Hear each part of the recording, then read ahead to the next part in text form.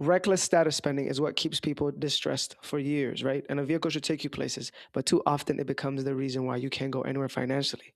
That is what we're going to dissect in today's video. Welcome back to the show. My name is MJ. Make sure to like, comment, and subscribe for the YouTube algorithm. Hit the bell notification for future videos. If you want to further support the channel, become a member. Link in the description down below. Watch the full video. Let's dive in. So the title of this video was motivated by this video, right? As you can see, I'm going to turn off the music because it has a song in there, but she goes, my car note is $2,000 a month, but at least I cry in luxury. Beautiful car. $2,000 a month. You guys have got to stop creating a sad life for yourselves, man. Look at this. Nice car. Beautiful car. V8. Oh, beautiful. Beautiful. We're going to jump straight into the comments, see what people are thinking. My car payment is $477 a month. What are y'all doing saying in them dealerships? If you can afford it, why not? The real flex is $2,000 mortgage. Build assets, not liability. When you make comments like this comes from a genuine place, all right, and common sense, but some people will think that this is somewhat you hating or jealous. But this is definitely an inspiration to me. The real flex is being able to pay $2,000 note comfortably. What you did right there was contradict yourself. When did it ever become a flex to finance something? It's always a flex when you could pay for this type of car cash, or you lease it and you keep majority of your money so you don't ever have to deal with some sort of a negative equity disaster, because we know that these cars are very prominent for just tanking in value at the end of the day. So I don't know. We see flex differently. Some people do, but I just bought my AMG in cash. I did not want a car payment. That is a flex. Somebody said, I don't care how much money I have. I'll never pay these corporations $2,000 a month for a car. Beautifully stated, because those same people will blame the corporations for a life that they created for themselves. A luxury misery is what I call it. My mortgage is $1,525 for a 2-story, 4-bedroom, 2.5 bathroom. I get to live in luxury in a house while living in Florida. It's a flex. Since how is financing a flex? Being in debt for years and paying interest isn't a flex. Just cash is. Buying cash is. I agree on that same thing I said earlier. It's just I don't understand, right? Because at the end of the day, people have this misconception. Wealth is what you keep, status is what you display. It's better to be rich than to look rich. This right here is a luxury misery. Things can change. A job layoff, the company's cutting down, they're not making profits anymore. Life swings like this, and you're gonna swing with it, but you will still be responsible for this kind of debt. So keep playing games and you're gonna find out. Babe, whenever I hear somebody say that they're living check to check and they're struggling financially, and then in the same sentence they start naming off their bill and they say that their car note is six, seven, eight, $900 plus, it only makes sense that you're struggling. And don't let it be a situation also that you are all on your own by yourself, doing it all on your own, rent by yourself, bill all the bills by yourself. It only makes sense for things to be a little on the hard side for you when you have a car note with insurance. We're not even talking about insurance, because insurance on top of these high car notes that I be hearing about, it's equaling up to struggling. Really and truly, just saying it out loud, it just don't even sound realistic. Let's say you live by yourself, $1,400 in rent, car note, $650, car insurance, $350. Sometimes I've heard $400. Those bills in themselves, right there, that in itself sounds unrealistic. I couldn't agree more. Everything you said was spot on. Once people start telling you their car payments and how they're really living their lives, and the fact that the cars have now become this sense of validation for people, not the sense of transportation, you can start to see how some people are creating a miserable lifestyles. And the road to financial struggle is often paved with monthly payments that seem manageable at a time. They get the car that's 700, 800, that's now the average. And you can start to see bills slowly taking over this whole person's whole income. And that is the crisis that we're living in, because these cars have become a status of validation, not a status of, just the transportation, right? Everybody has something to prove. Everybody wants to make another person look bad. Everybody wants to stun another person. So it has become this classical stage of poverty competition. I'm telling you, a car past 700 or 600, you got to start really questioning what you're really doing and for who. They make people think that a $700 payment is normal. It is not. He goes, at all. My car payment is $375. I'm not paying more than $400 a month. After that, my rent is $1,400. Car note is $340. My insurance is $275. That's literally one paycheck. I still got to take care of other bills. Oh my God. So your insurance is the same as your car note. You know what's crazy? Some people don't really check their insurance before they buy a car. So now they're stuck with the situation that they're in. My car note is 365. It's a struggle, but it's also a necessity. No, no, no, no, no. The car is a necessity. Yes. Those two things kind of contradicting themselves. I'm saving up for a cash car, refuse to pay a note. This is beautiful patience skills right there. If people get a brand new car in this economy, they have a high car note. But it's people who have cash cars and older cars that are always in the shop or replacing something on it. What are the solutions, love? The solution is you buy a car. You before you buy the older car or the cash car, you get a pre-inspection done, pre-purchase inspection. You look at it and then you buy it. But that the whole point of a cash car is for you to save money so you can buy a better, dependable car. So at the end of the day, it's not for you to be in it for a long time. My car note is 450. I paid off early and never looked back. Man, my car note is 725 a month. Car insurance is 400. I surrendered that, and I couldn't be happier. You surrendered the car? That's crazy. Voluntary repossession is crazy. $500 a month for a 2000. What? $500 a month for a 2007 Toyota Corolla. $400 for car insurance. You must be joking. Oh my God. Literally sold my car and started taking the subway. Having that 850 a month back in my pocket has been a blessing. I always ask myself, and I've always said it in other videos too, is that like imagine if people can keep 850 in their pockets. Slowly you can build yourself a future of independence and freedom, which is the whole point of why you're working, is to create that, not to buy things that later own you. And I want to know so badly the percentage of people my age that their parents are helping them. And that is completely fine. I wish that I was in that position. I think sometimes I feel a little bit jealous because I know that my friends definitely have their parents helping them. I haven't had a dime from my parents since I was probably 16. I've been working since I was 16. I worked all through nursing school. Everything that I have is in my name and I pay all the bills.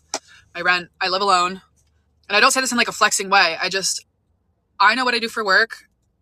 And like, I can't afford half of their lifestyles. Like they are constantly traveling. They're buying designer. And like, I'm 25. Like if they're not in healthcare, they're probably just a couple steps up from a entry level position somewhere. And I'm just like, how, your parents have to be helping you. Or am I just doing something wrong? And I'll never ask them. It's so not my place. But like, there's just math isn't mathing. See, that is how some people get in trouble, right? Is that they look at other people's life and they feel like, that their life is not inadequate, or they just are not doing what they're supposed to. 25 is young. 25 is a time for you to grind and not keep up with people that are taking vacations that are financed in debt. Like 100%, right? There are a smaller percentage of people that are, yes, getting help from their parents that are well off, but majority of the people really are living paycheck to paycheck and are financing their desires and have no delayed gratification. And this is the situation that people always look at, is the comparison is a thief of joy. And once you do not delete, especially these two apps, which I despise the most, Instagram and Snapchat to me are the weirdest apps. I'll tell you why. It's because you're keeping up with other people's lives. It is literally the whole definition of keeping up with Joneses. People are watching, this person just took this person went to Cancun, this person went to Disney, this person went to Switzerland, this person's in France. At the end of the day, you're keeping up with strangers' lives. You don't know what they do. They only showcase the highlights, the thrills, the fun. They never, ever in their life will post the losses, how much money they've lost, the debt they're in. Do they cry themselves to sleep?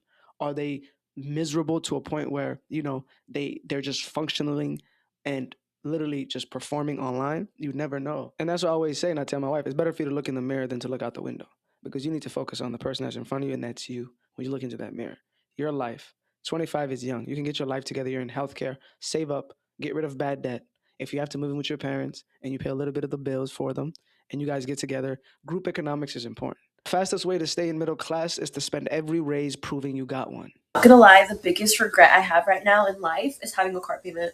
I wish I could go back in time to my 20-year-old self and just not get a car if I couldn't pay the whole amount just cash, because it's such a waste of money. I have a Tesla. I love like the features of my car, but it's not worth $774 a month that I pay for. I just paid for my tags. So on top of paying for my monthly car payment, I had to pay for the tags, which was $780.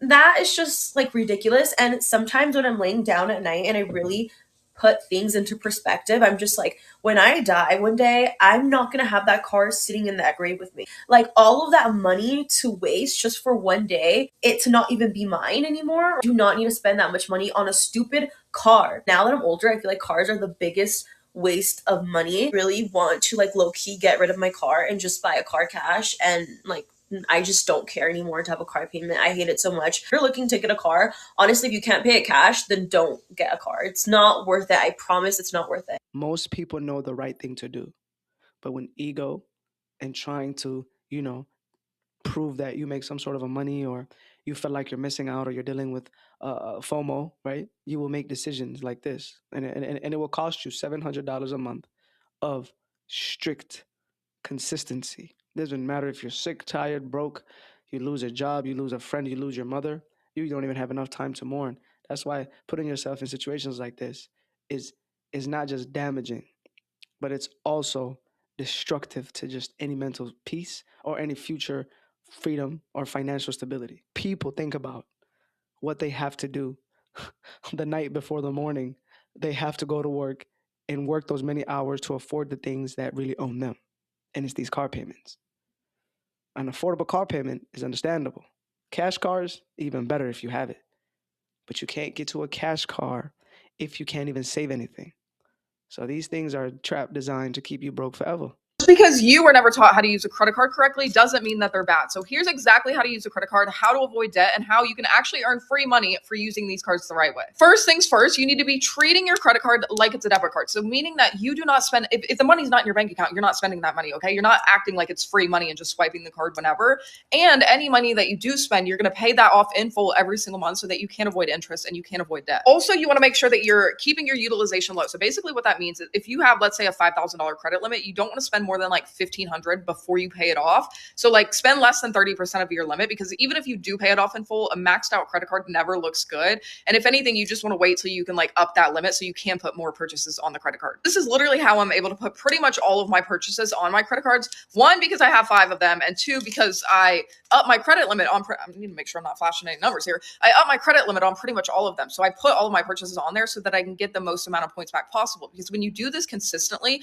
and you don't have any debt, you don't have any interest, you continue to earn free points like for every single dollar that you put on these credit cards. And then you can redeem those points for things like free flights or free hotels or just like cash back in general. Basically, moral of this story is stop thinking that credit cards are bad for you and like running and hiding from them, and just start to learn how to use a credit card correctly so that you can actually get paid to spend money. Number one, she said that free money, there's no such thing as free money, even from the points that she's making it.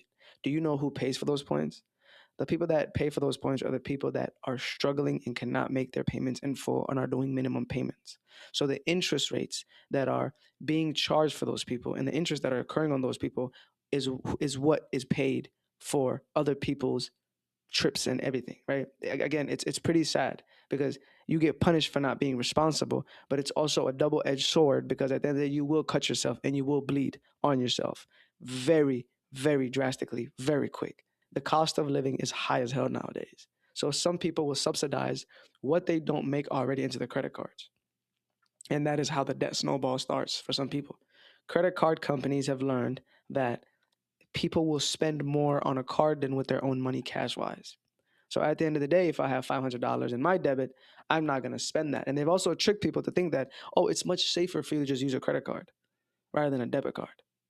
So no, again, a credit card is not a debit card. And it's hard to get advice for somebody that makes so much money doing TikTok. This girl makes money. I think she sells courses and she's, doing other things. But at the end of the day, it's hard for you to give advice to people that can't even get by with the bills that they already are, responsible for. Just waking up is very expensive in this country. My biggest thing is, right, is that the desire to fit in has emptied more bank accounts, right, than bad luck ever could. And for some people are trying to prove that the pay raise should match the lifestyle, or some people actually use their title to live a bigger life than they really should. I'm ending the video here, guys. Make sure to like, comment, and subscribe to show support. If you want to support the channel even more, become a member. Link in the description down below. Thank you for always watching the videos and tuning in. I appreciate you guys. With that being said, be good, do good. Peace.